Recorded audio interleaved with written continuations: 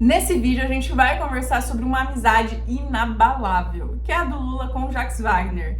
O Jacques Wagner saiu do governo, tem diversas polêmicas, afetando inclusive a candidatura do Lula, os pontos nas pesquisas do Lula, mas nada, absolutamente nada, afasta essa amizade, diminui essa amizade, e a gente vai ver aqui uma fala muito feliz aqui do Jacques Wagner apoiando arduamente o Lula. É lindo de ver, é lindo.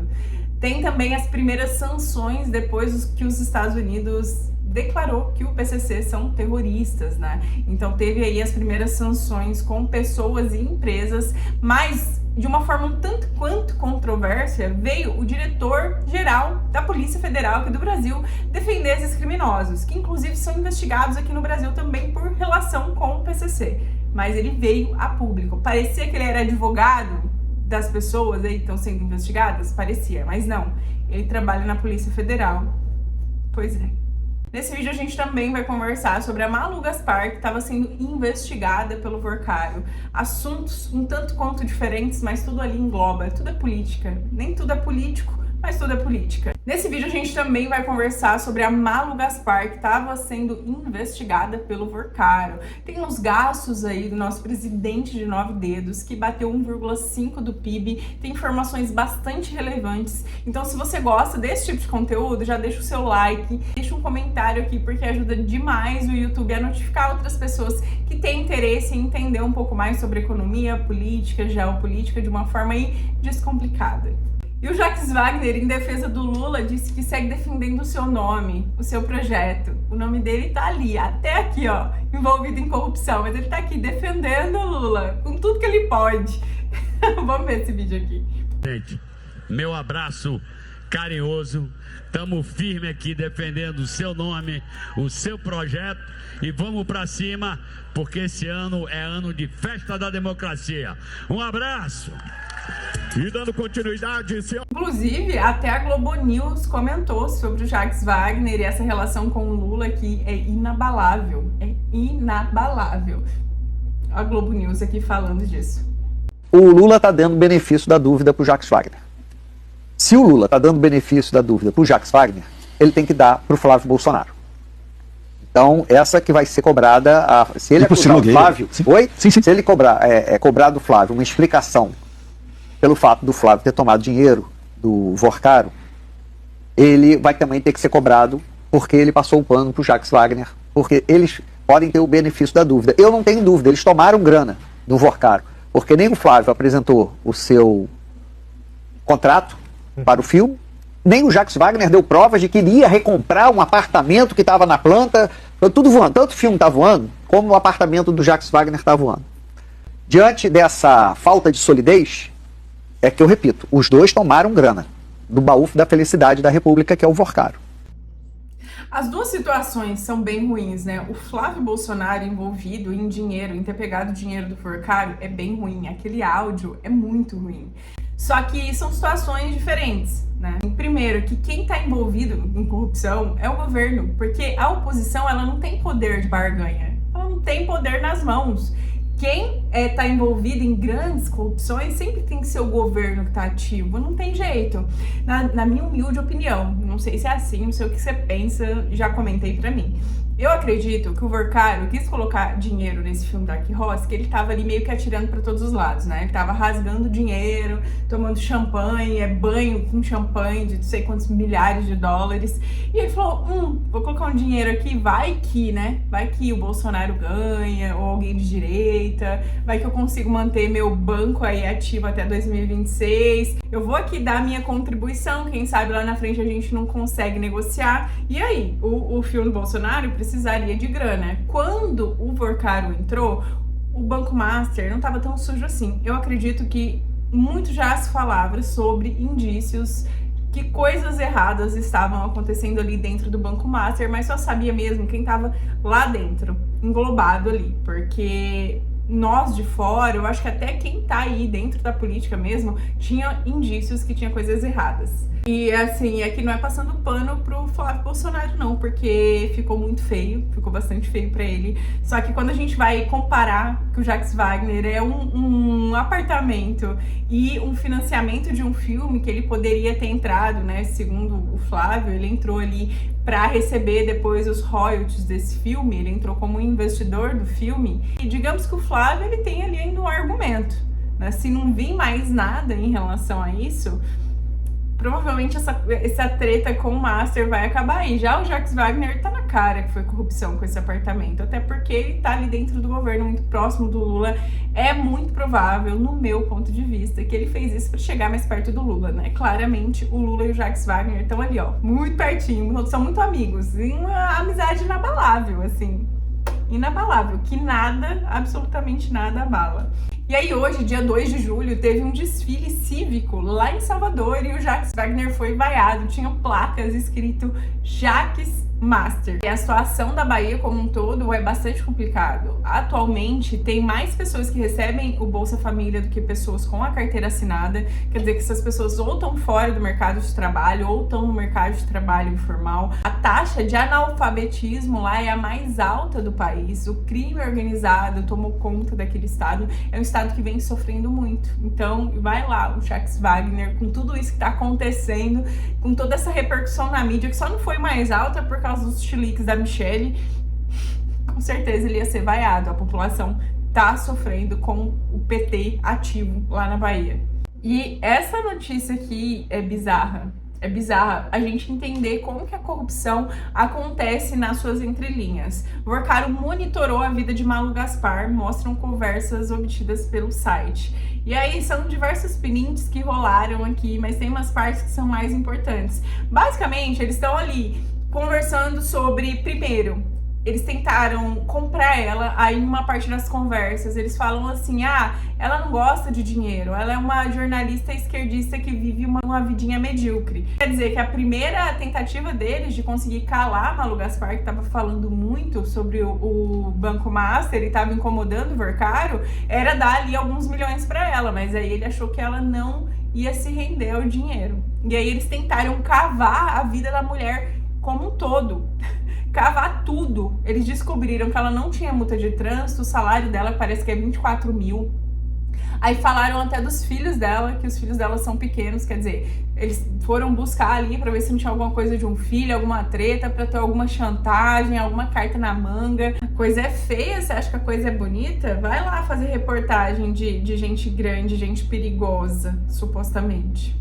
Cara, a Malu Gaspar deve ter ficado muito preocupada, porque assim, eu acho que ela teve indícios, né? Porque ele tentou chegar nela, ele tentou fechar um contrato ali, parece que ofereceu 1,5, mais um salário de 120 mil por mês, e aí no final ela abortou a missão.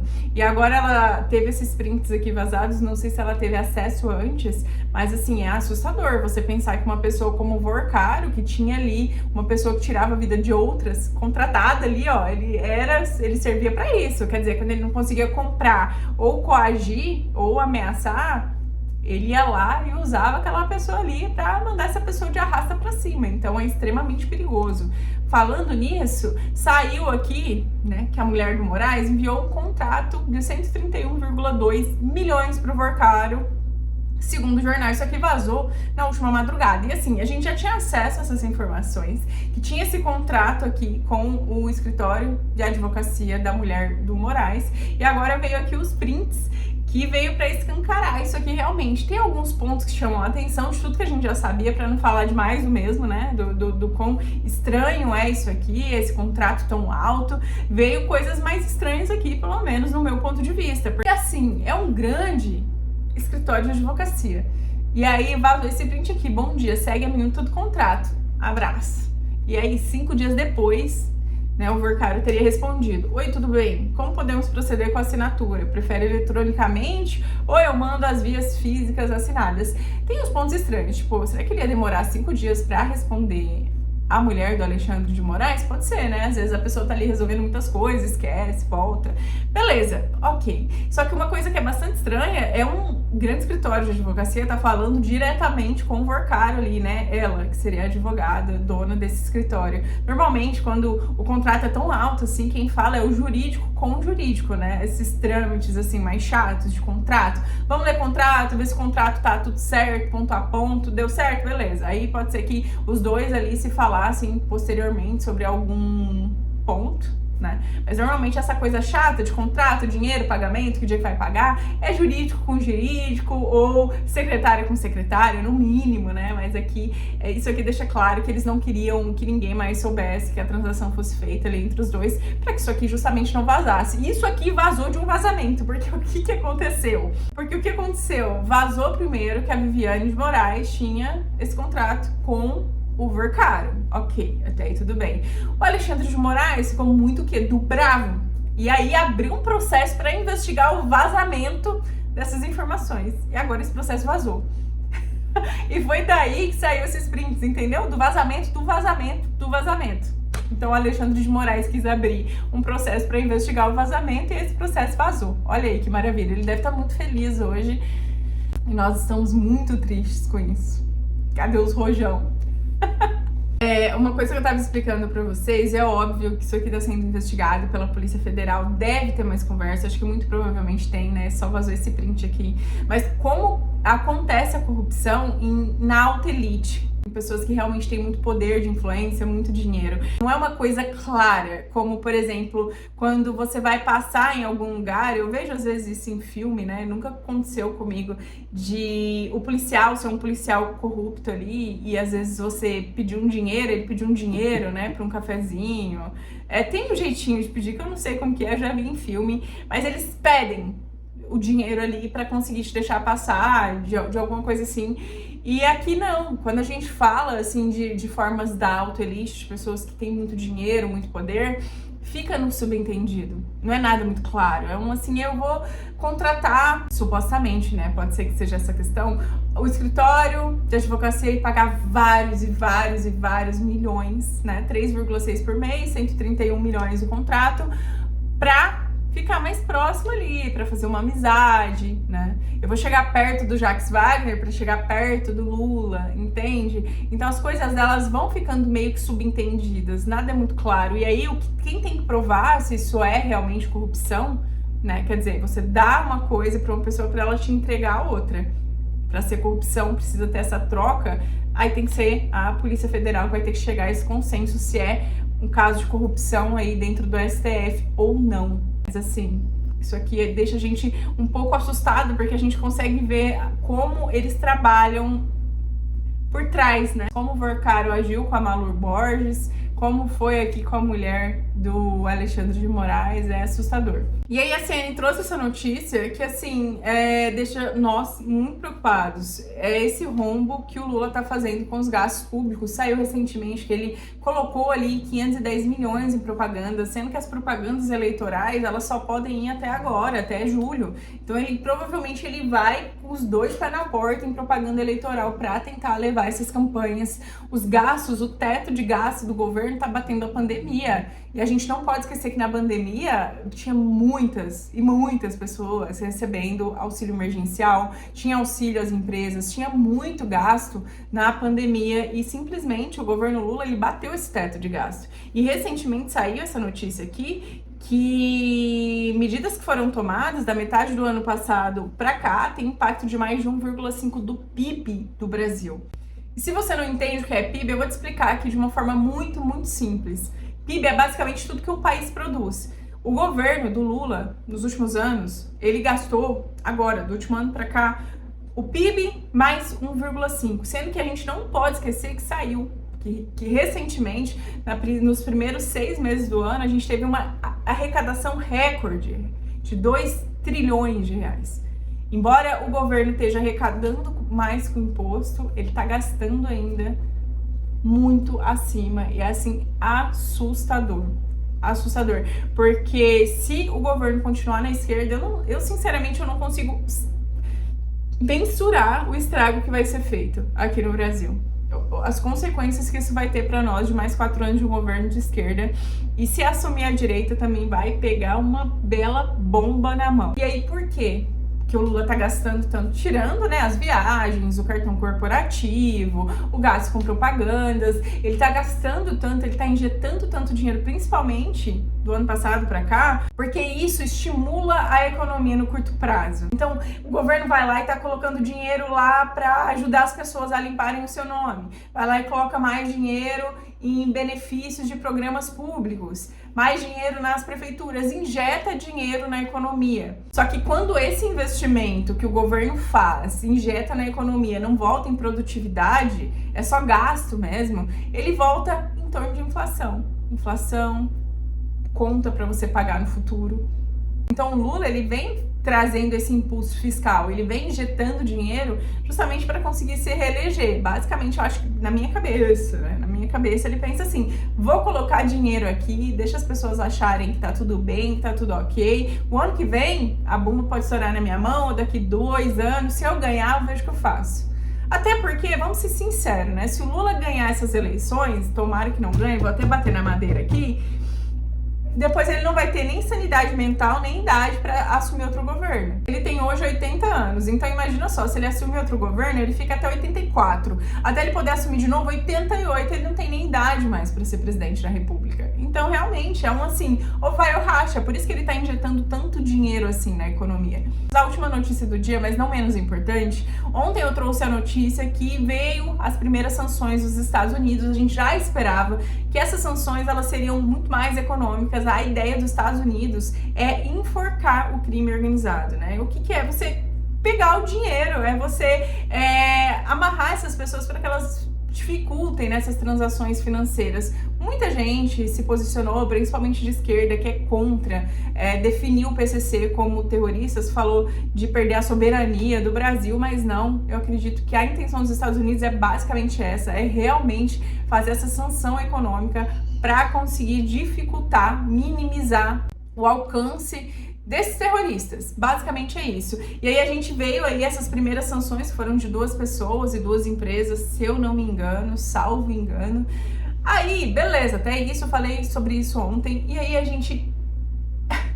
Eu vou passar o vídeo aqui para vocês e a gente conversa sobre. O diretor-geral da Polícia Federal, Andrei Rodrigues, negou que o Vitor Henrique de Oliveira Shimada e a Stella Stephanie Nunes Henrique tenham ligações com o primeiro comando da capital, ao contrário dessas alegações do governo americano. Então, o governo brasileiro evitando uma reação muito enérgica em público, mas dizendo que é preocupado com isso se espalhar para outros setores da economia e atingir também o sistema. Isso é preocupante em vários ângulos. Primeiro, o diretor-geral da Polícia Federal está parecendo advogado dessas pessoas que são investigadas. Se elas estão envolvidas ou não, ok, cabe a elas se defenderem. Elas têm bastante dinheiro nas contas dela para pagarem um advogado lá nos Estados Unidos e falarem assim e provarem o contrário. É preocupante de vários ângulos. A Polícia Federal, esse diretor-geral da Polícia Federal se posicionar como um advogado desses investigados, o Lula ter falado dos nossos criminosos, isso passa para os Estados Unidos que aqui a gente não resolve e não quer resolver. É assim, não é como se esse fosse só um problema que é dos Estados Unidos. Os Estados Unidos se meteu hoje porque é um problema que está chegando lá, que está chegando em outros países. Eles são perigosos, eles estão crescendo de uma forma gigantesca, enorme, muito rápido, né? Que essas organizações aí estão crescendo e eles estão levando toda essa violência, todo esse dinheiro sujo, tudo isso para lá. Tanto que essas sanções, elas são feitas dentro dos Estados Unidos. E por que isso preocupa tanto quando a gente fala economicamente? Porque todas as empresas que estiverem envolvidas com essas pessoas vão ser sancionadas também. E aí, quando a gente pensa em bancos que podem ter algum tipo de envolvimento, só se for... E a gente tem que pensar em um envolvimento direto. Porque se for um envolvimento indireto, vamos pensar que nem a Deolane, ela tá sendo investigada por ter algum tipo de relação com o PCC. E aí ela tinha conta no Itaú, e aí o Itaú fechou as contas dela e da família dela, porque eles não querem problema, entende? E aí, se for esse tipo de envolvimento, e quando o banco tiver uma posição de um investigado ou de algum dinheiro que é ilícito ir lá e fechar as contas dessas pessoas, ok, eles não vão sofrer sanção dos Estados Unidos. Vai sofrer sanção dos Estados Unidos empresas que tiverem envolvimento direto. E aí, não menos importante, essa empresa que sofreu a sanção dos Estados Unidos, ela recebeu 514 milhões da rede ligada ao careca do INSS. E o relatório final descreveu que a rede é responsável por movimentar cerca de 39 bilhões. Porque o que acontece? Eles não lavam só o dinheiro do PCC, eles lavam para outras pessoas, tipo pro careca do INSS, para tantos outros. E aí eu vi um pedaço de uma conversa, uma matéria que eu li, que uma dessas pessoas que foram sancionadas tinham falado que a FBI ia investigar e que ela tinha negócios e dinheiro lá nos Estados Unidos. Pois é, perderam tudo, porque tá tudo bloqueado. Se não provar que não tem envolvimento com o PCC, perdeu tudo que tem lá nos Estados Unidos. E vai ser assim para todo mundo. Essa provavelmente foi só a primeira de muitas que vão vir aí pela frente. E a gente espera que essas sanções, elas tenham a capacidade, a real capacidade de frear essas pessoas criminosas, terroristas. O vídeo de hoje é esse. Eu espero que você tenha gostado. Um beijo e até o próximo vídeo.